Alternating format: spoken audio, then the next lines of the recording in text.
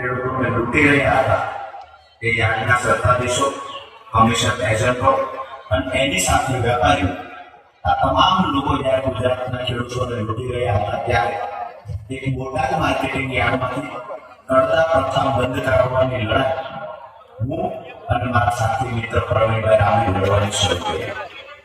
ક્યાંક ને ક્યાંક વેપારીઓને બચાવવા માટે થઈ અને તંત્ર આખી સિસ્ટમ કામે લાગી. જૂઠા કેસમાં અમને લોકોને ફસાવવાના પૂરતા પ્રયત્નો કર્યા. દુઃખ એ વાતનું છે કે અમારા પર ગુસ્સો હતો સત્તામાં બેઠેલા લોકોને. આ ગુસ્સો મારા નિર્દોષ ખેડૂતો પર ઉતારવામાં આવ્યો. ક્યાંક ને ક્યાંક હું જ્યારથી જાહેર જીવનમાં આવ્યો છું ત્યારથી હંમેશા એક વાત કરું છું કે મારા ખેડૂતોને રહેણામાંથી બહાર કાઢવા આ સપનું મેં જોયું છે. જ્યાં જ્યાં પણ ખેડૂતો સાથે અન્ય અત્યાચાર થશે એની સામે લડવાનું મેં મન બનાવ્યું છે. ખેડૂતોને રહેણામાંથી બહાર કાઢવા માટે ખાસ કરીને જ્યારે પાક તૈયાર ખેડૂતોનો થયો હોય અને માર્કેટિંગ યાર્ડમાં વેચવા જાય પૂરતા ભાવ ન મળે આ સમયે ખેડૂત ખૂબ દુઃખી થાય છે અને દુઃખ મેં મારી નજર સામે જોયું છે. તો યાર્ડના સત્તાધીશો અને ખેડૂતોના ખિસ્સા કાપનાર વેપારીઓ સામે બોટાદમાંથી અવાજ ઉઠાવવાની અમે લોકોએ કોશિશ કરી.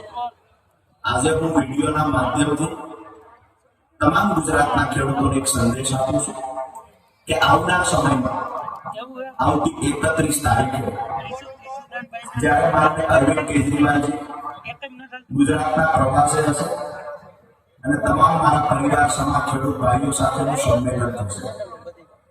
આ પહેલું એવું સંમેલન હશે ખેડૂતોનું કે જેમાં રાજુ કરપડાની હાજરી નહીં હોય. દોસ્તો, આ સંમેલનમાં હું જેલમાં છું. મને સ્ક્રીન પર તમે જોઈ રહ્યા છો. આ સંમેલન સમયે હું હાજર નહીં હોય, મારા ખેડૂત ભાઈઓને મળી નહીં શકતો આ વાતનું મને દુઃખ છે. પણ ખુશી એ વાતની છે કે આજે હું જેલમાં છું તો કોના માટે છું? મારા ખેડૂત પરિવારોને રહેણામાંથી બહાર કાઢવા માટે, અમારા ખેડૂતોને બચાવવાની લડાઈ હું અને મારા સાથી મિત્રો જેના કારણે આજે હું જેલમાં છું. દોસ્તો, જેલમાં ગમે એટલું રહેવું પડશે, અમે રહેવા માટે તૈયાર છીએ. પણ જે બોટાદમાંથી ક્રાંતિની શરૂઆત થઈ છે આ દરેક ઘર સુધી પહોંચાડવાની જવાબદારી આપ સૌ ખેડૂતોના માથે છે. પરિવારથી દૂર છું, જેલમાં છું, મારા ખેડૂતોથી દૂર છું, તમને બધાને મળી નથી શકતો એ વાતનું દુઃખ છે. પણ આવનાર સમયમાં આપણી લડાઈ રંગ લાવશે. વર્ષોથી જે ખેડૂતોને દેવામાં ડૂબાડવાના પ્રયત્નો થયા છે ક્યાંક ને ક્યાંક સરકારની કૃષિ વિરોધી નીતિ સામે અવાજ ઉઠાવવાનો પ્રયત્ન જે ખેડૂતોએ કર્યો છે, આ ખેડૂતોને શુભકામનાઓ પાઠવું છું. આવનાર દિવસમાં રાજુ કરપડા અને પ્રવીણ રામ જેલમાં રહેશે. એ જેલમાં રહ્યા પછી પણ ગુજરાતના દરેક ઘર સુધી આ ક્રાંતિની મસાલ પહોંચાડવું. દોસ્તો, જ્યારે જેલમાંથી બહાર નીકળશું ત્યારે ફરીવાર હું મારા પરિવાર સમાન ખેડૂતને મળીશ. ત્યાં સુધી જ્યારે જ્યારે પણ તમારા ઘરમાં નાના એવા તહેવાર આવતા હોય તમારા ભાઈને યાદ કરજો. આજે ખેડૂતો માટે લડતા લડતા જે પણ ભોગવવું પડશે એ તાના સામે કહીએ છીએ કે મને જેલમાં રાખો, મારી પીઠ તોડી નાખો, મારી પર જે કરવું હોય તે કરો.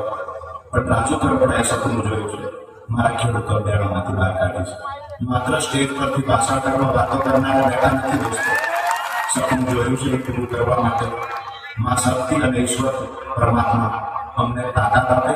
તમારા બધાના આશીર્વાદ થકી આવનાર સમયમાં આ લડાઈ મજબૂતાઈથી ગાંધી ચિંધ્યા માર્ગે લડીશું.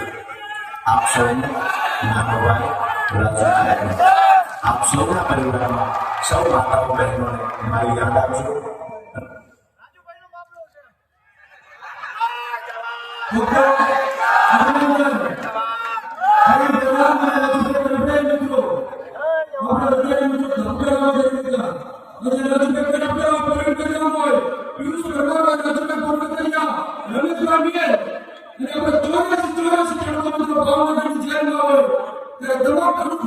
kasih. વર્ષથી